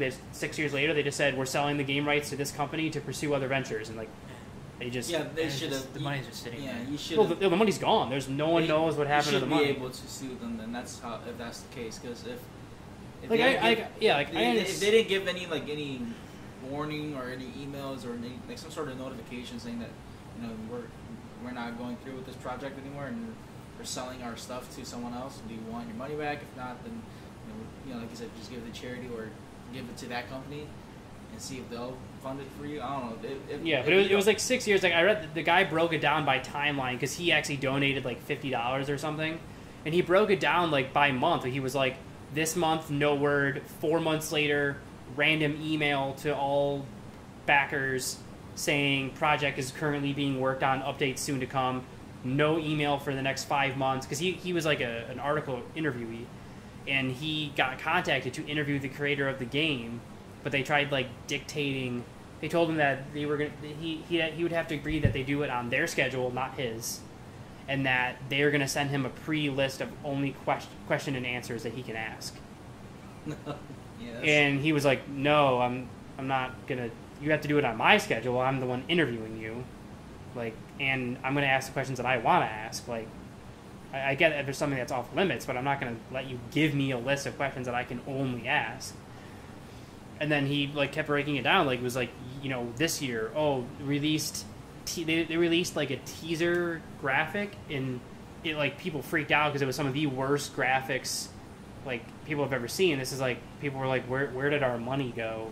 And no update. Like after they released that, no word for like 6 months, and then they released something like 2 years ago that was like, we're working on it. We got some exciting updates. We hit some financial stags, but we've gone through it, and we're gonna get back to working on it soon. And then all of a sudden, a year later, they were like, we've sold the project to this company to focus on future endeavors. Thanks for your support. And they don't. Did they ever release a potential release date when they did have? They kept releasing. They kept saying, possibly early 2015, and then that would happen, and then they would just push it back like 7 months. Yeah, because I put money in for this game that I've been wanting to play for the last 10+ years. It's called Shenmue, and it came out for Dreamcast, and the sequel came out for the regular original Xbox, and Sega shut down, or Sega got sold, and they never did. The sequel. It's supposed to be a trilogy, so I've been waiting this long. And I think E3 a few years ago, they finally announced a Kickstarter for Shenmue 3, and they actually gave us the potential release date for next year, but they delayed it to like the end of 2018. So it's not too much of a delay. Yeah, but at least with a major company, it's like, it's more promising with a major company than So is this game like something that's? It was they were heralding it as like the next major breakthrough in like RTS, Final Fantasy Tactics, that kind of RTS stuff. Turn-based game. Okay. Yeah, it was supposed to be like the next, like the future of turn-based RTS. So, but is this company like known, or is it just like guys like us who want to develop it was a bigger company run by one of the guys that created Final Fantasy Tactics. Yeah, they're probably like a third-party group, like kind of like how Niantic and Nintendo are right now. Yeah. So if I don't know, if it was a bigger company like we were just discussing, like I would trust my money going to them. Now it's just I kind of helped with the idea before, and this is our third party. We're not a big company, but we'll probably give it to you. But I don't think even if they promise it, I don't know if I can actually trust them with the money. Like if it was Square Enix saying, we're making this, I could trust Square them. Enix has been saying that for Kingdom Hearts 3 for the past 10 years, and nothing's happened. But here's the thing, though: they have footage, and it really does look like they're developing the game. Like they actually give you something, not just a little clip. Yeah. Well, Shenmue, they showed us like graphic arts of what they wanted to look like. So I'm like, okay, well that's that, but that was even before Kickstarter, because they're already starting it. They had some money to do something. Right. Okay. But it's like, if they're not giving you anything, they're only. Yeah. And like, all right, then I can't trust you with my money.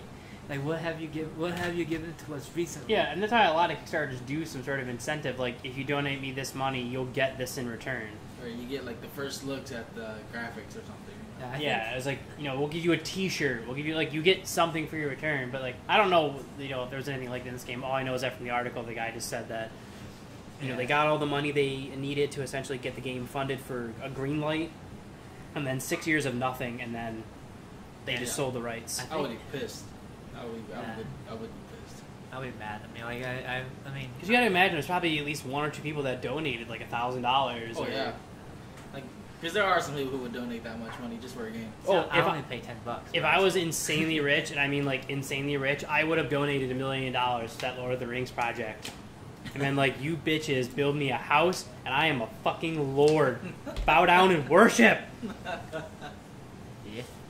Like, they actually had like an area too. Like, they had this mountain picked out, and they had the calculate of what it was going to take to like essentially frack the mountain to build the city into the mountain. Like, they had it all figured out because they were two like Swiss engineers, so like they did all the math. That would be pretty sweet though. There was like an actual live minister, right? And it was like it's like a resort. You just go there. Yeah, like imagine having like a house there, and you're like, oh, it's time to go on our yearly vacation to Minas Tirith. I mean, they're making a Star Wars land. It's not the same, Andrew. But I want to live in. Nope, Lord of the Rings. I like Lord of the Rings, but It's better. I like Star Wars. I do want to go see the area where they did like the Shire though. 'Cause, like those Oh, houses. I are want so to walk big. the Trail of Oh. Mordor in New Zealand. Like, wow, I'm gonna walk. I gotta walk that shit. That would be nice. We should plan that in the next 20 years. Yeah. we should have money right now. Trust Yeah. me, that shit will still be there in the next 20 years. It will Hell still yeah. be there. They're gonna milk that for eternity. Yeah. Because eventually, what's gonna happen with a lot of those older movies is, in 5-10 years, and the people that our age that grew up watching Lord of the Rings movies are in our 40s and shit, and we're pretty much only watching them on reruns on TV and on DVD and shit. They're just gonna repackage the movies, enhance the graphics, and then re-release them in theaters. Yeah, I mean, it's only a matter of time. Just recycle. Yeah. But Yeah, it'd the be point- worth, yeah, it'd be the- worth buying it though. But yeah, the point is, I wanted to bring that up because I thought that'd be a good topic to go over because Yeah, no, Kickstarters are such a big thing now. It's now almost like a standard thing that any smaller company that's trying to get a game funded or anything Yeah, anyone. starts a Kickstarter on it and tries to give incentive programs. And it's like, if you're promising something in return, should you be? Yeah, I get that it's a donation, but should you be held responsible if you clearly show like a lack of even because you can get sued. Like Kickstarter has rules. Like if you're kickstarting an event, you have to show work and do something on this, or like Kickstarter has something that like Kickstarter could sue you. Like if you lose your money, you have to get it back if you start a Kickstarter for something and then you don't do anything, and it was a huge scam, like Kickstarter can sue you and essentially take the money out of the account if it gets reported to them. Now this was obviously different because work was being done and it's a game company, so you could all you have to do is send an email every couple months, and there's no way to prove that you're not actually working on anything. But this company never released anything more, not even like a 5-second clip, not even a teaser trailer, like nothing. So it's like that's why I thought it'd be a good topic. Like if you show a lack of doing anything, even if it's There should be some for sort a of game, standard. should you be held responsible and be required to Depending give on the what money it is too, back? though, because like if you're kickstarting an event, then it's easier to show proof that you're working on it than a game. Yeah, Then with the because a game is your word. Yeah. Oh yeah, I'm working on it. Yeah, a game takes more time, Alright. but then like you have to, let's say for example, like a game every 2 months you got to at least show some sort of progress from what you had before. Yeah, like screenshots or something, character story development, Yeah. like something. But like, That was a GoFundMe. And because you're an idiot if you donate to GoFundMe like that. yeah, GoFundMe's because there's no regulation on GoFundMe's. You can just I can put a GoFundMe right now, like help me cure myself of cancer. I need $50,000, and then get the $50,000 and be like, never mind. It was a fart. Like I'm fine. if you're a company, you have a Kickstarter, then you better at least do something productive with that money. Now if it's like nothing, then I think you should be punished. And you need like at least some kind of proof that you were doing something. Yeah, and for as far as they released, like they didn't do shit enough to warrant 7 years of development. Yeah. Now, And But then 7 years means you just got like a screenshot. like Really yeah, shitty we developed graphics. we developed this screenshot that our intern did over the weekend. It's on MS Paint. like there's comics that they have Kickstarters, and if I gave you a bunch of money and all I get was a cover page, and I would be pissed. Yeah. but I gave you this much It's money not even just like for, inked or like it's just drawn. It's not colored or nothing. No, not it's finished. like a stick figure with Yeah. a title. Like what the fuck? I gave you like $100. What the hell did you do with it? Like, oh, I got really drunk and thought it would inspire me. It didn't. I mean, Coincidentally, I'm but- sure like just the not retail, but the price itself. It's like what, maybe $1 a comic, and then the store sells it for $3. Yeah. Yeah, I mean it's like it doesn't take me all this money. Does not. Well, it depends. Like honestly, though, for comics, though, for artists and stuff, it does vary though, depending on who the artist is. Like, Yeah. They do have to pay that person like a certain amount of like fees because like I know for example like the guy who's the guy who drew that Supergirl comic that I bought, the art germ variant. I don't know if we'll have time before you guys gotta leave, but He's from my wife just bought us stools from Target Thank you, Say. for the green screen. Oh, she's pregnant, Mark. Dude, I can't tell her to do shit. Shame on you. I'm just embracing the Hmong culture, okay? Yeah.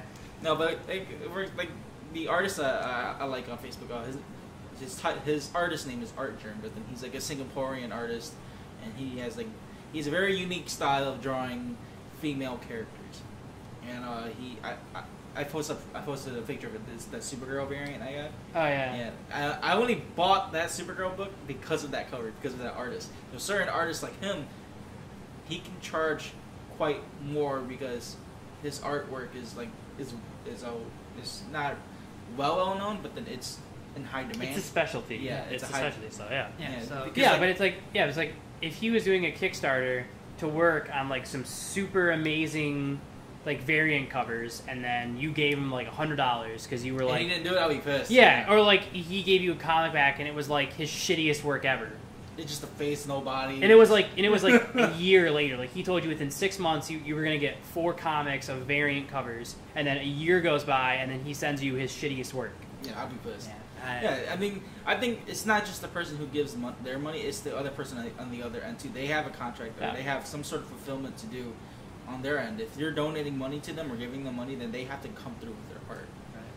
Because not only is it that, but like if you donate money to something, like you're probably talking to other people about it to try to get other people to donate money, or at least get other people invested into keeping their eyes on the project. Like Mark, my other buddy Mark, has donated money to a couple different Kickstarters for different games, and every time he does, he immediately tells me about this game he's trying to get kickstarted, and either tries convincing me to just check out the game and keep my eye on it, or to donate money myself if I think the game looks good.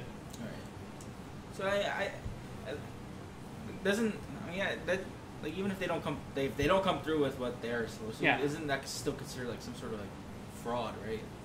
But with a game, it's so hard to prove because technically, if you sued them and the game has released a bunch of screenshots, they can since there's no timetable for a video game. I mean, yes, we all have a realistic timetable of what a video game takes these days. But like, I could argue that a game I'm developing is going to take me 30 years, and you can't really argue to counterpoint me. Right. Because if I don't work on it for 7 years, it counts. I mean, if you give people a deadline or like a ETA, but they kept saying like, this we're early release date. We're looking at around here, like fall of 2018, and then it would hit, and no one would hear anything. And they could just say, oh, and then they would push it like 6-7 months and say that they're working on it. They're working on it. It's a very fine line. Like what made the Kickstarter for the Mystery Science 3000 so popular, and the reason why like it raised so much is not only one did it raise so much money that they did their full 13 episodes and the Christmas episode, but the show did so well Netflix is paying for season 2. Oh, okay, that's good. And like coincidentally, like I told Andrew this, me and Mark saw them live. The new people, it was only the main guy, and the robots, but we saw them live 2 weeks ago in the Royal Oak Music Theater. Dude, it was fucking hilarious. Like these things live. But the point is, like, they released tier amounts, so it was all the way up to $2 million. The lowest amount was like $240,000. They were like, if we get at least this much, we will guarantee you we will do 1 episode. And then they broke it down to say how much money they needed to do how many episodes. Right. And like that's like, I feel like if you're doing something like a show or a game, you need to either give an incentive. You need to either give something for the Kickstarter, or you need to hard promise anything, because otherwise, this happens. But yeah, I just thought it was a good topic to go over. It is a good topic, and like I said, my final thoughts on it is, if you do start Kickstarter and you don't show anything within a certain amount of time, or like a promised ETA time, I'll be pissed, and I would want. I think you should be able, like, even if you're the one who's promising, you should be able to lose whatever you have. Yeah. And return everything, and still get fined for that. It's just bad shit. Like, I don't know. I think it'd be good. I mean, I think this is the shit that a lot of people do care about. Yeah. I mean, because people forget that even though it's donation, it's still this shit does it. Yeah, this shit does exist, and I think for anyone who is watching, or for people who listen to this later, we're gonna try to start doing more world topics. Of nerd culture in the beginning of the podcast, because there's so much shit. I mean, obviously you can never cover everything, but there's shit happening. There's shit happening every day that people don't know about. I mean, it can be as simple as like the frickin' Steam's VR system is now $200 off. Like, because I mean, like, how do people know that? I don't know, because I read I didn't even know that. I want a VR and I want a Vive. My buddy's got a Vive, so because they're so expensive, hot. but then I refuse to Yeah. buy because they're so. I want a Vive, but it's $800. Yeah. Just like, damn, that's 2 car It's- payments. Yeah. All right. Well, I think that's a good note to end off with. We went a little bit over our time, but it's all good. And good. I think next time we'll be together. Just in general, is Mark probably see you Sunday for SummerSlam. Yep. You Ricky, you Well- for SummerSlam? God, I'm seeing you all weekend, aren't I? Maybe. No. Well, Except Friday for Saturday. Defenders. We're Yeah. gonna be all 3 of us binge watching it. Yeah. Saturday, I'm maybe gonna have either you come over here, or me go over to your brothers to watch the NXT pay per view. If you're gonna Well, be home, I think Saturday I'm gonna spend time with Mike. I haven't seen her in like 2 or 3 weeks, so no one cares. I Anyways, care. So NXT is something that we can do on our own, but Yeah, Friday Sunday. Defenders, and then Saturday I'm probably gonna have like dinner with one of my cousins that's in town, and then but that's not gonna be a long time. So like maybe I don't know if it's at night or something. I'll let you guys know. But yeah, I should be free most of the day Saturday. Yeah, Sunday. Well, Sunday is gonna be SummerSlam, summer. It's all day. yeah. Oh yes, SummerSlam. So like that's 6 what- hours. SummerSlam 6 hours. Yeah, so that's Shinsuke versus Jinder Mahal. Jinder Yes, Mahal. that's And the Baron one I Corbin watched. has the Money in the Bank contract. So we'll see what happens, and like I'm excited for the Sunday SummerSlam, and we'll do some Oh, live. and then Alexa Bliss versus Sasha Banks. Yeah, we'll do some live random like updates as we're watching Yeah. matches. So We should do reactions. Starts at we'll 5, do- right? 5. starts at 5 kickoff Eastern is time. at Yeah, 5. it's 2-hour kickoff, 5 to 7, and then a 4-hour pay per view. Yeah. So you want to From do it Sunday. here? God. Yeah. You want to do it here, or you want to do it at my place, like we usually do it? We can do it in your basement. My basement. Yeah, because you got more. Because we're gonna have more people over. Like, I can't fit more than like 6 people here, and we got all your Okay. brothers and stuff. Yeah, well, you should just Caillou, but all right, we'll talk more about that. And like I said, we're watching SummerSlam and the Defenders, so we'll keep you guys updated on what we liked and what we didn't like. So Yeah. we'll be back in a few weeks, 2 weeks or so. So if not, we'll be back. And look forward to our green screen. So Yes, stay we tuned for that. we have the stools now. We have the green screen. We have the lights. So I think we're gonna get together in a week and just test it out Yep. to make sure that we have everything prepared. But get ready for fun backgrounds Yeah, for future podcasts. We're gonna.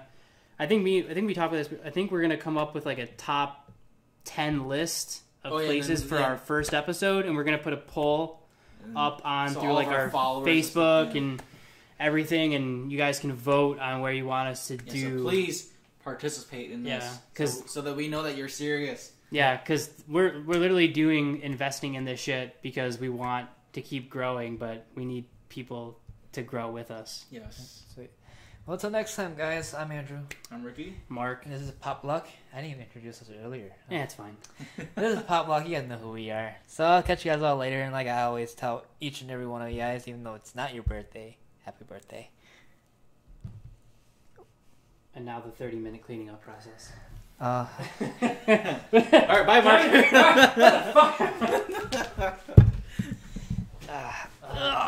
That was good. No, I like the lighting. The lighting's like really good. It's It's like just because it's like perfect. yeah, it's a small room, so the lighting will be good. Well, not only that, but the walls are white, so it just Yeah, It it reflects off everything yeah. off. so. But yeah, that green screen's definitely big enough for the 3 of us Yeah. to sit behind. We just need the shit to. If not, we get We do like shoes and stuff with it, like do the Shia LaBeouf. Just do it.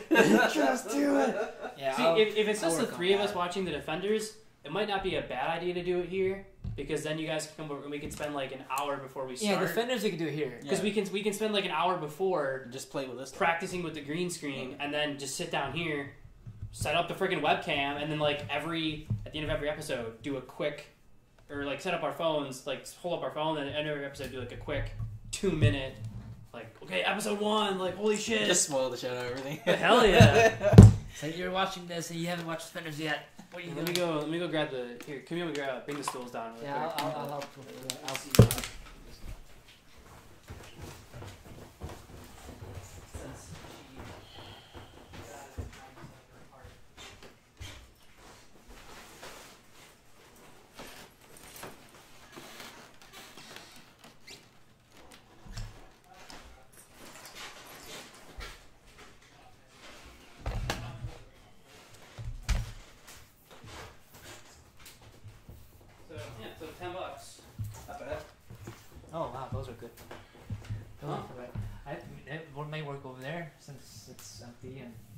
what everywhere? Set it up over there maybe by your laundry room. How are we gonna get the stuff over there? Maybe I don't know. We'll figure it out. I mean, the, Friday, we'll figure it out the Friday. lights and all that shit, yeah, but I don't know how the plugs and everything. We'd have to get Oh, extenders. yeah. And, I mean, we're gonna have to do anyways with all the lights and. well, I mean, like if we're just doing these stools, like here, like really quick, let's set these up in a row and just really quickly sit next to each other. I'm heavy, man. I know you are, man.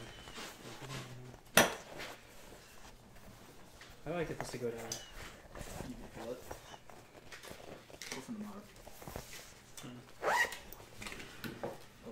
Oh, we're still on YouTube. Oh shit! It's just a blank YouTube. It's just of my table. Oh, come on. Let me shut this off. Release your grip, demon chair. My palms are. Where's the stop screen? I don't know. Yeah, I have chairs kind of like that at home. So. I don't think I'm working out tonight anyway. It's late. That's your workout right there. Like I